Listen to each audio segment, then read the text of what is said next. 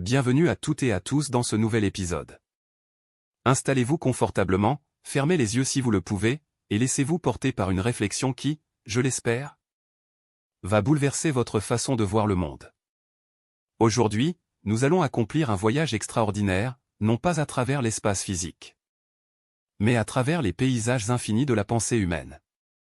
Nous allons nous plonger dans les pages d'un ouvrage profondément inspirant, écrit par Aksang Gravotin C, qui s'intitule « Si l'on traduit librement son titre vietnamien, la scientifisation, une méthode pour penser, apprendre et travailler ». Dès les premières lignes, l'auteur nous rappelle une citation puissante de Pasteur, affirmant que la science est l'âme de la prospérité des nations et la source vivifiante de tout progrès. Mais avant d'atteindre cette lucidité scientifique, l'esprit humain a dû traverser de longues nuits d'errance. Auguste Comte, le grand philosophe français, nous explique que notre intelligence est passée par 3 états successifs.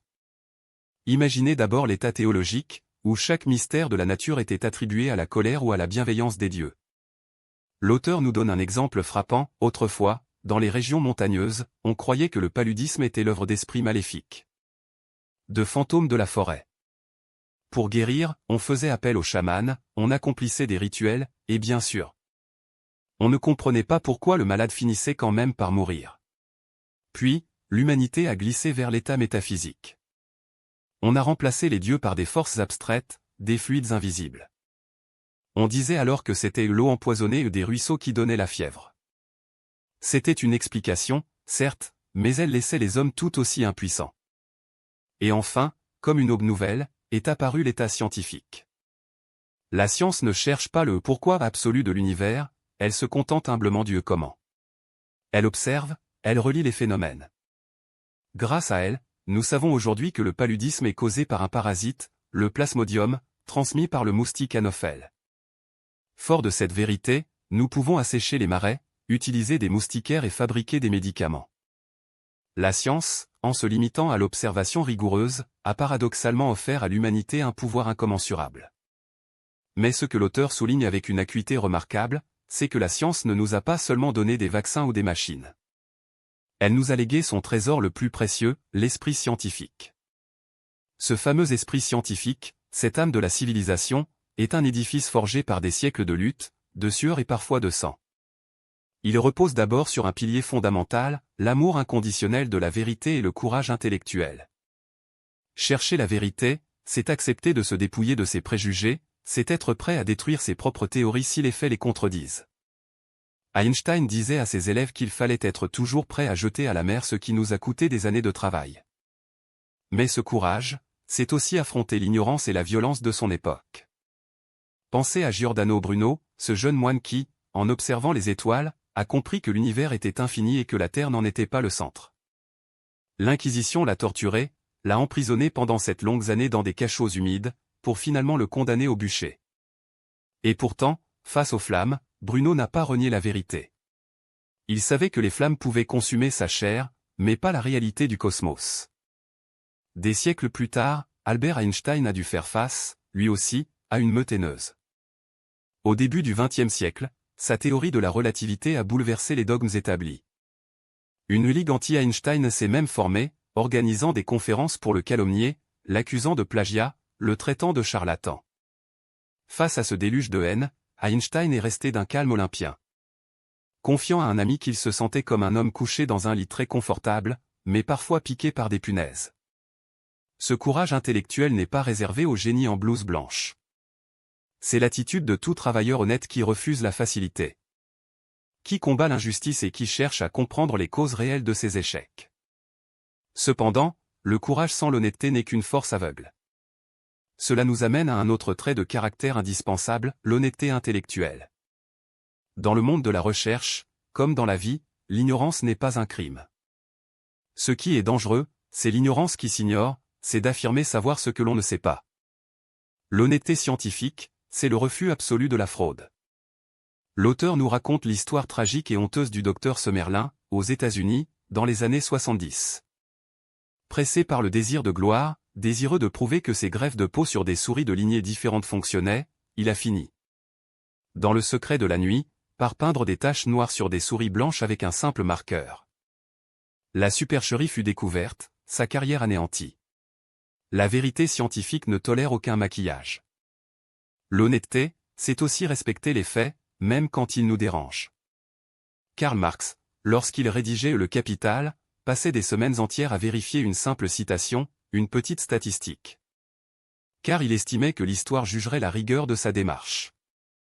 De même, Lénine corrigeait lui-même les épreuves de son journal avec une minutie obsessionnelle. Être honnête intellectuellement, c'est savoir dire « je me suis trompé ».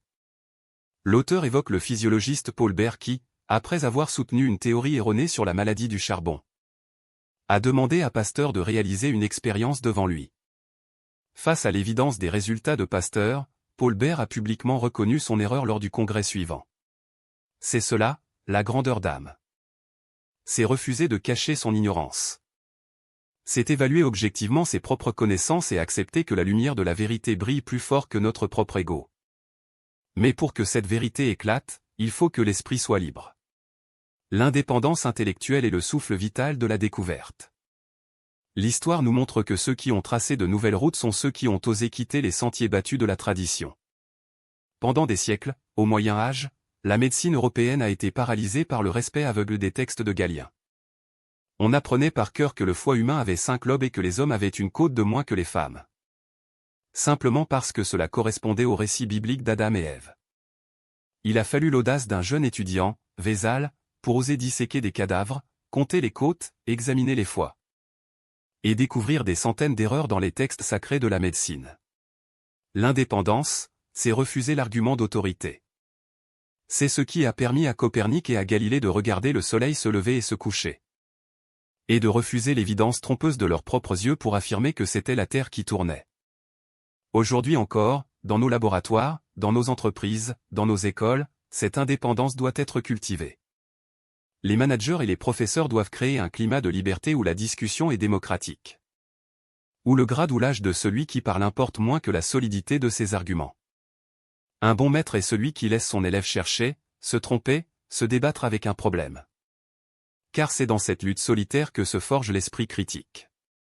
Rutherford, le grand physicien, ne donnait des instructions précises qu'une seule fois à ses nouveaux chercheurs, ensuite.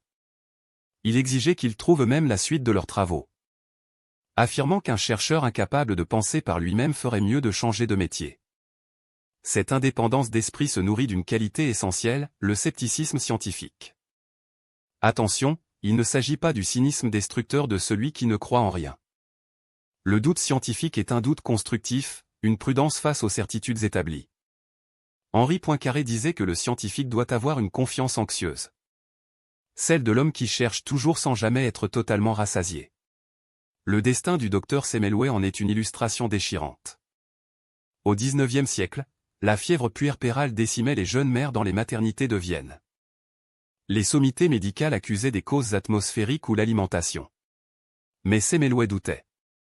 Il a observé, comparé. Et a compris que le mal venait des mains sales des étudiants en médecine qui passaient de la salle d'autopsie aux salles d'accouchement. Il a imposé le lavage des mains et la mortalité a chuté de façon spectaculaire. Mais son doute a offensé l'orgueil des grands professeurs. Il a été chassé, calomnié, et a fini ses jours, incompris et brisé, dans un asile d'aliénés. Bien avant que Pasteur ne vienne confirmer ses intuitions par la découverte des microbes. Douter, c'est refuser de croire sur parole. C'est la démarche du médecin Édouard Jenner qui, entendant une paysanne affirmer qu'elle ne craignait pas la variole humaine parce qu'elle avait attrapé la variole des vaches, n'a pas balayé cette remarque comme une superstition stupide. Il a douté de l'incrédulité générale, a expérimenté pendant 18 ans, et a fini par inventer le vaccin contre la variole. Le doute scientifique exige que l'on vérifie non seulement les idées des autres, mais surtout ses propres idées, avec une sévérité implacable. Pourtant, ce doute permanent s'appuie sur une foi inébranlable. Cela peut sembler paradoxal, mais le scientifique possède une croyance absolue en la science elle-même, c'est-à-dire en la loi de causalité. Il croit profondément que l'univers n'est pas un chaos absurde, mais un cosmos régi par des lois harmonieuses et immuables. Si l'on chauffe de l'eau à 100 degrés, elle bout, c'est une certitude. Le hasard pur n'existe pas pour l'esprit scientifique. Ce que nous appelons hasard n'est que la mesure de notre ignorance des causes complexes qui ont conduit à un événement. Bien sûr, l'histoire des sciences regorge de découvertes faites par hasard. Galvani découvrant l'électricité animale en préparant une soupe de grenouille pour sa femme malade. Ou Fleming découvrant la pénicilline à cause d'une moisissure tombée dans sa boîte de pétri. Mais comme le rappelle l'auteur, ces hasards ne sourient qu'aux esprits préparés. Newton n'a pas découvert la gravitation simplement parce qu'une pomme lui est tombée sur la tête. Mais parce qu'il portait ce problème dans son esprit jour et nuit, attendant l'étincelle qui illuminerait ses pensées. Et face à cette immensité de l'univers, face à la complexité des lois naturelles, quelle autre attitude adopter que la modestie et la générosité? Socrate le disait déjà dans l'Antiquité, tout ce que je sais, c'est que je ne sais rien. Newton se comparait à un petit enfant jouant avec des coquillages sur la plage, tandis que le vaste océan de la vérité s'étendait, inexploré, devant lui. Aujourd'hui, avec l'explosion vertigineuse des connaissances, l'humilité est plus que jamais de rigueur. La science est un château immense bâti par des générations successives. Einstein lui-même reconnaissait que son génie reposait sur le travail acharné de ses prédécesseurs. Cette humilité véritable doit nous pousser à écouter les critiques, à respecter les anciens pour leur expérience. Mais aussi à être généreux envers les plus jeunes. Un véritable savant se réjouit de voir ses élèves le dépasser, car c'est la preuve que la science avance. Il n'y a pas de place dans la science pour la jalousie mesquine ou l'étroitesse d'esprit. C'est pourquoi le couronnement de l'esprit scientifique est son désintéressement absolu.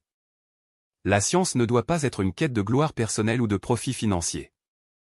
Si le chercheur est aveuglé par l'ambition, il risque de précipiter ses conclusions, de bâcler ses expériences, voire de trahir ses idéaux.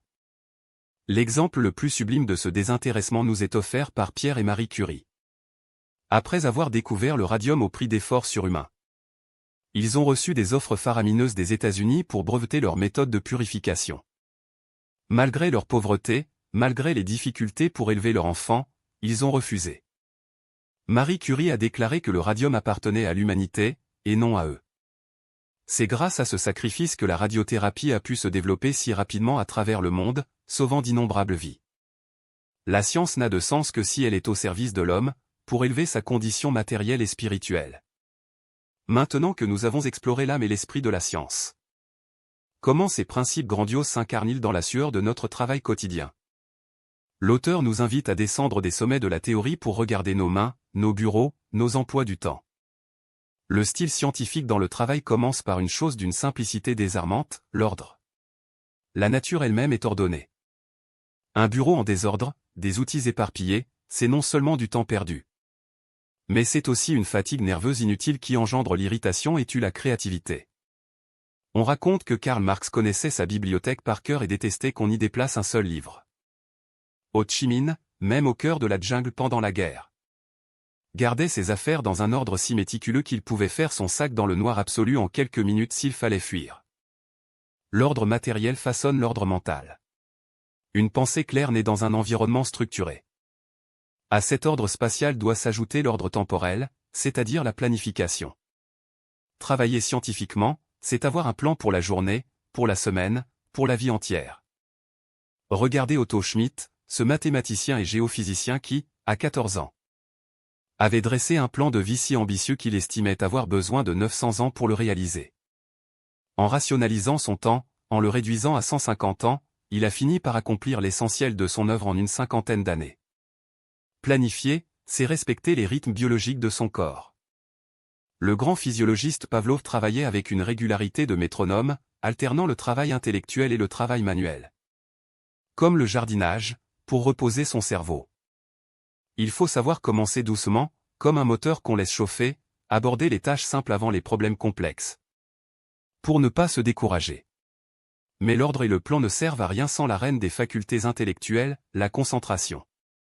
C'est la capacité de focaliser toute l'énergie de son esprit sur un point unique. Comme une loupe qui concentre les rayons du soleil jusqu'à allumer un feu. L'histoire fourmille d'anecdotes sur la distraction des génies, qui n'est en réalité qu'une concentration extrême. Archimède, plongé dans un problème de géométrie tracé sur le sable, n'a pas vu les soldats romains envahir la ville et a été tué parce qu'il leur a crié de ne pas effacer ses cercles. Newton, invitant un ami à dîner, l'a oublié dans la salle à manger. Et redescendant des heures plus tard devant un poulet à moitié mangé par son invité, s'est exclamé qu'il avait oublié qu'il avait déjà dîné. Cette capacité à s'isoler du bruit du monde pour plonger dans les abysses de la réflexion est ce qui permet de résoudre en 1 heure ce qui prendrait des jours à un esprit dispersé. C'est une discipline qui s'apprend, qui exige de chasser impitoyablement les pensées parasites, les inquiétudes et les rêveries futiles. Cette concentration doit s'inscrire dans la durée, c'est ce que l'auteur appelle la continuité. Il ne faut jamais laisser un travail inachevé. Papillonner d'un projet à l'autre au gré des modes ou des difficultés est le meilleur moyen de ne rien accomplir. Pensez encore à Marie et Pierre Curie, brassant des tonnes de pêche blanche bouillante dans une cabane glaciale, suffoquant sous les vapeurs toxiques pendant 45 mois ininterrompus. Jamais ils n'ont abandonné. La continuité, c'est garder son problème en tête jour et nuit, le nourrir de chaque nouvelle lecture, de chaque nouvelle observation, jusqu'à ce que la solution mûrisse et éclate au grand jour. Et cette continuité doit être animée par un sentiment d'urgence. L'urgence n'est pas la précipitation aveugle. C'est le refus de la procrastination. C'est comprendre, comme le disait le physicien Landau, que la vie est trop courte pour gaspiller son temps dans des futilités. Quand une bonne idée surgit, il faut l'expérimenter immédiatement. Quand une erreur est commise, il faut en tirer la leçon sur le champ. C'est ce rythme soutenu, cette soif d'avancer, qui différencie le travailleur acharné du rêveur stérile. Appliquons maintenant cette rigueur à un domaine qui nous touche tous, l'apprentissage. Comment étudier avec un esprit scientifique? D'abord, il faut savoir écouter. L'écoute n'est pas un acte passif. C'est une traque.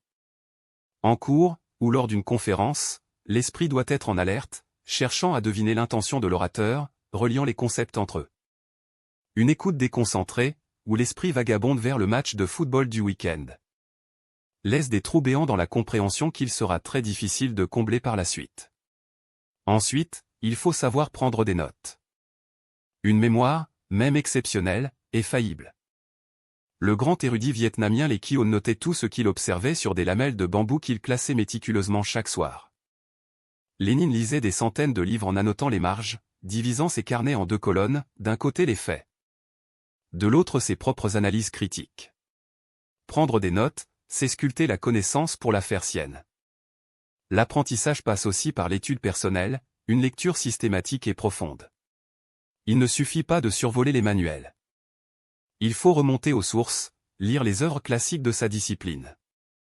Pour comprendre l'évolution, il faut lire Darwin, pour comprendre l'économie politique, il faut lire Marx.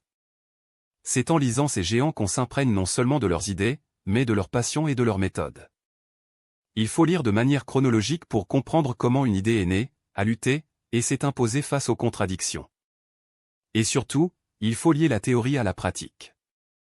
L'observation minutieuse, l'expérimentation rigoureuse, où chaque chiffre est noté avec une honnêteté scrupuleuse, sont les seuls garants d'un savoir vivant. Sans la pratique, la théorie est aveugle, sans la théorie, la pratique est muette. Et lorsqu'il s'agit de restituer ce savoir, que ce soit par écrit ou à l'oral, la clarté, la concision et la précision doivent régner en maître. L'orateur grec Démosthène, affligé d'un bégaiement et d'une voix faible, s'est entraîné à parler avec des cailloux dans la bouche, face au fracas des vagues de la mer, pour devenir le plus grand tribun de l'Antiquité. La communication scientifique est un art qui exige un respect profond pour son public. Pour couronner ce vaste panorama, l'auteur s'attarde sur les qualités intrinsèques que doit cultiver quiconque souhaite embrasser la voie de la science. La première est le sens de l'observation. Il ne s'agit pas seulement de voir, mais de regarder avec une acuité particulière, de déceler l'anomalie dans la banalité. C'est Galilée fixant le lustre de la cathédrale de Pise, c'est Fléming s'arrêtant sur une moisissure dans sa boîte de culture. Ensuite, une mémoire rapide et tenace, non pas pour accumuler des faits inutiles, mais pour tisser un réseau de connexion entre des événements éloignés. Puis vient la curiosité, cette soif inextinguible de comprendre le pourquoi et le comment. Cette candeur enfantine que le scientifique doit conserver jusqu'à son dernier souffle. À cela s'ajoute une imagination foisonnante. La science n'est pas qu'une froide équation, c'est un saut dans l'inconnu. Il faut l'imagination d'un Darwin pour visualiser la lente formation des atolls coralliens sur des millénaires. Ou celle d'un Einstein pour chevaucher un rayon de lumière dans ses expériences de pensée. Bien sûr, tout cela s'effondre sans une persévérance à toute épreuve, cette capacité à endurer les échecs, la fatigue. Et parfois le mépris de ses contemporains, comme le botaniste Vavilov ou le généticien LNG-NHCA. Enfin, il y a l'aptitude, ce talent naturel qu'il incombe aux éducateurs de déceler et de nourrir. Pour éviter qu'un génie des mathématiques ne se perde dans une carrière médicale qui ne lui convient pas. En refermant ce livre, une évidence s'impose à nous. La scientifisation de notre pensée et de notre travail n'est pas une contrainte aride. C'est au contraire une formidable école de liberté. C'est une invitation à vivre les yeux grands ouverts, à refuser les dogmes, à cultiver une humilité joyeuse face au mystère de l'univers. Et à travailler avec une passion brûlante pour le bien commun. Que vous soyez étudiant, ouvrier, ingénieur ou artiste, l'esprit scientifique est cette flamme intérieure qui transforme la routine en découverte. Et l'ignorance en lumière. Merci de m'avoir accompagné dans cette profonde réflexion. Puissiez-vous, dès demain, observer le monde avec l'émerveillement d'un enfant et la rigueur d'un savant. À très bientôt pour un nouvel épisode.